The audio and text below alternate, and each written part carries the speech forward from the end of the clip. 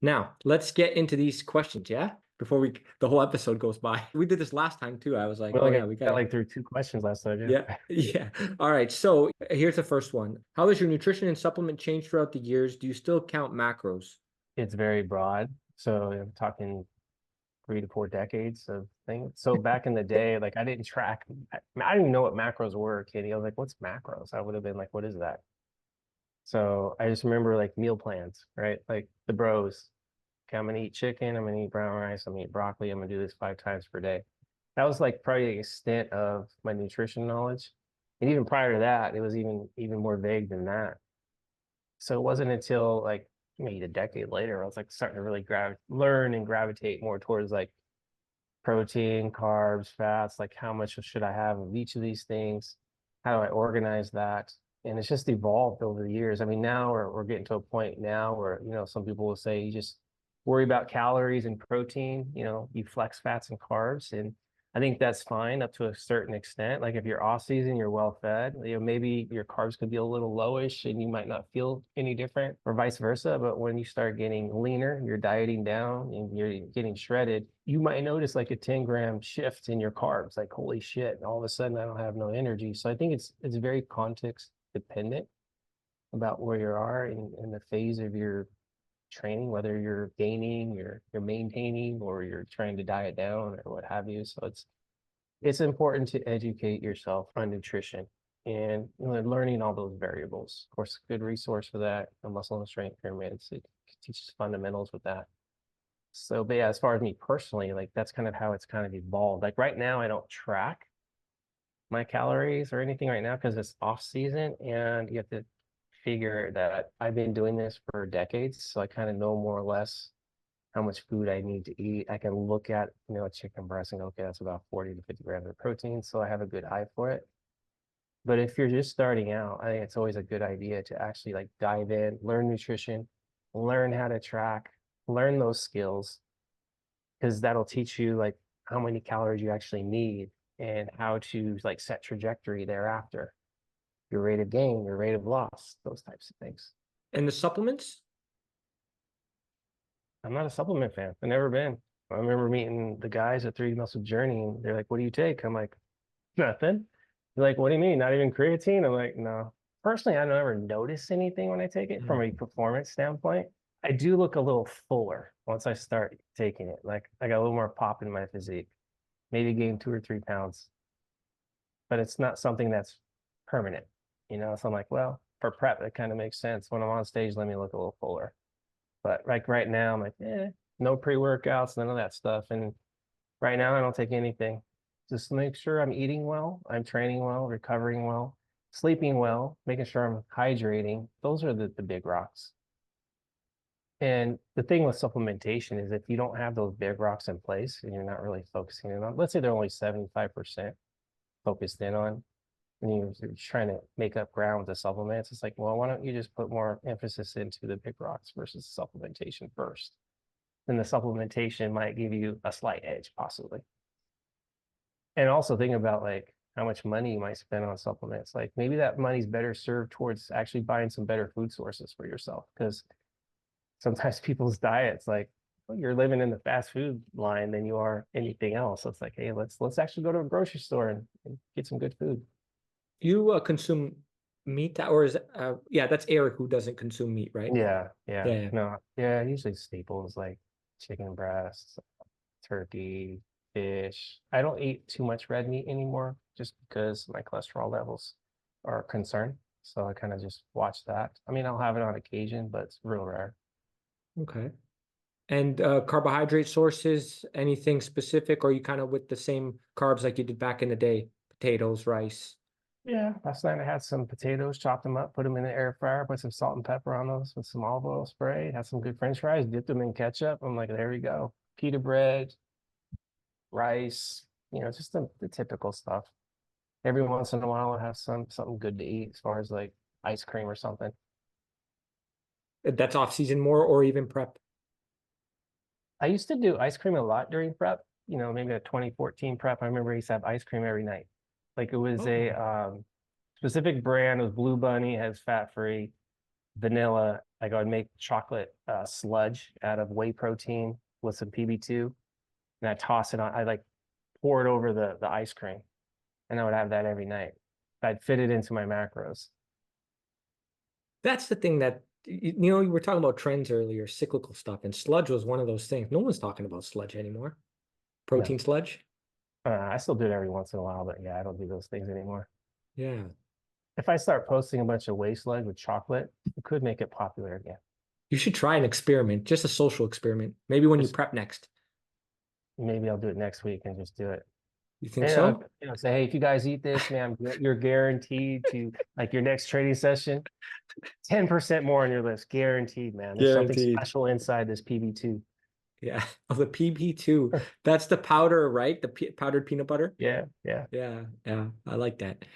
It would work. It would definitely work when you if you were contest prep and you said you post your diet and you start yeah. selling sludge, Your protein taste sludge. buds change a little bit when you start dieting. Like you get more sensitive to sweet things. So, Yeah. what you're eating in off season, like you try to do that during prep, and you're like, ooh, that's really sweet, and then vice versa. You know what I've been doing recently? I don't know if you've ever tried this, but just plain oatmeal with water, like stovetop oatmeal. And then I'll take maple syrup. This is with the Canadian in me, right? 30, just a 30 gram, like 2 tablespoons of maple syrup right on top, like as if they're pancakes. I can see that. You can see that, right? It's actually Yeah. delicious. But I don't know that's if I because do the that now in off season. I have to be probably a lot hungrier to do that. okay. Yeah, yeah, I got you. Okay, so no, that's great. And favorite cereal? My favorite cereal, is that a question? No, that's my question because we're talking about diet now. My Okay. favorite cereal as a kid or now? Do both. As a kid, Fruity Pebbles. I had to slam down a whole Oh, box. I get disappointed in my son because he'll have like one bowl and he's full. I'm like, what do you mean you're full? I can eat a whole box when I was a kid. He doesn't yeah. have the same appetite as I did, though. Now, I don't eat a ton of cereal. I'd say Honey Nut Cheerios is usually like my go-to now. That is such a dad cereal, I realized. That's like the father Yeah, cereal. I am a dad. Yeah. That's why I said it, right? Nice, nice. No, that was my go-to actually as a kid. I would eat a bowl of Honey Nut Cheerios. Yeah. Just It's able? classic. Just able? Or you had more than a bowl? Say that again? You only had one bowl of Honey Nut Oh no, Cheerios as a kid? I'd crush two or three sometimes, There depending you on go. how big. Depends on the bowl size, of course. But yeah, That's what I'm talking about. Yeah, I always get like the big Tupperware bowl. Like, give me a little white one. Like that's an no, insult. Like, give me the big yeah. Tupperware bowl. Yeah, Oh, I think every kid has done the milk in the actual box. Did you do that? I never did that. No, come on now. No, Yeah, you open the box and pour the milk in and just crush the whole box. no dishes that way. That's That's it, right? good shit. Yeah. So nice. So we got the next one now. As a skinny fat person, cut or lean bulk first to try to recomp at maintenance or just below. I think that they're kind of getting at, they're not heavily muscled, Okay. they're maybe a little soft at the same time. So that's what you consider skinny fat. So should they just maintain like as far as their weight and just train, or should they go on some type of surplus or something like that? So that effect, like that's most people who are lifting, that's a big question. Like, should I gain? Should I cut?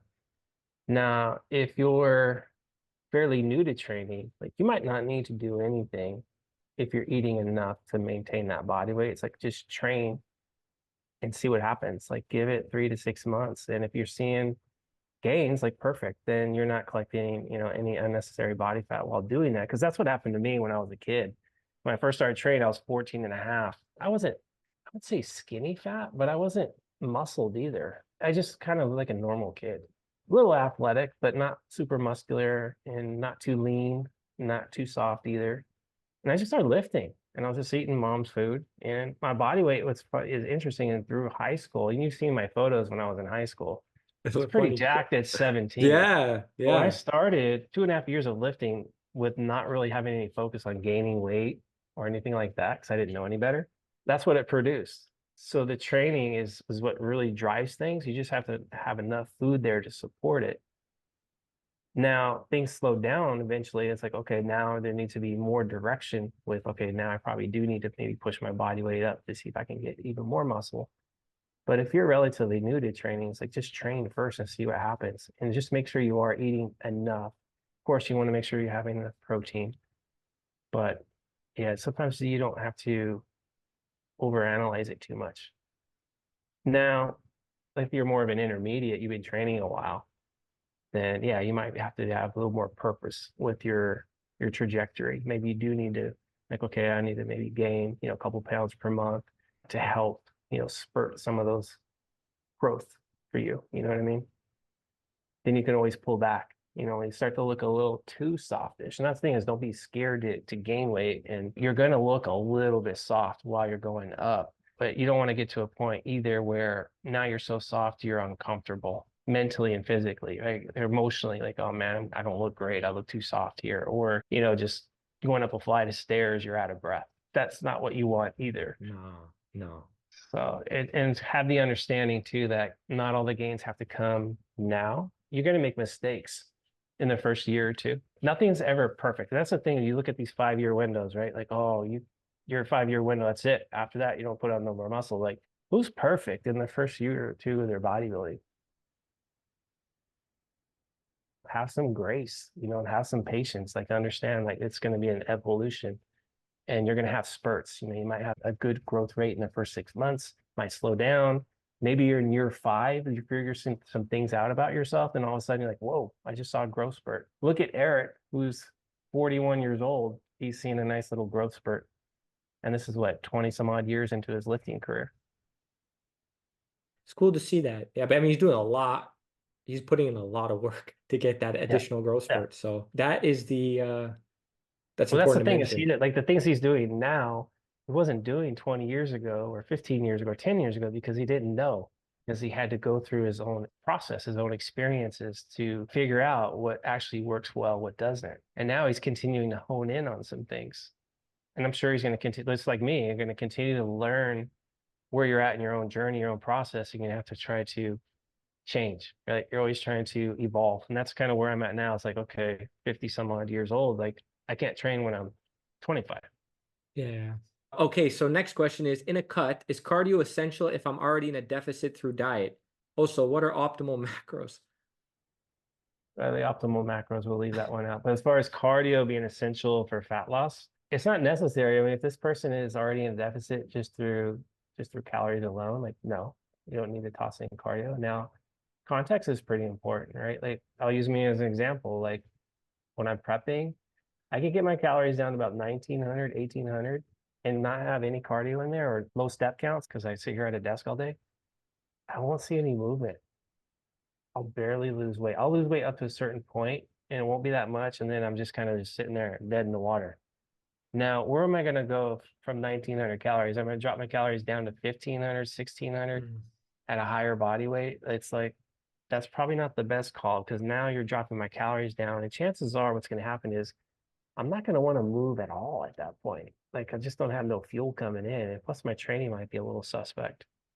So for me, it makes more sense like, hey, get out there and get some steps in, purposeful steps. Like, hey, let's get your steps up to 8 to 10 grand.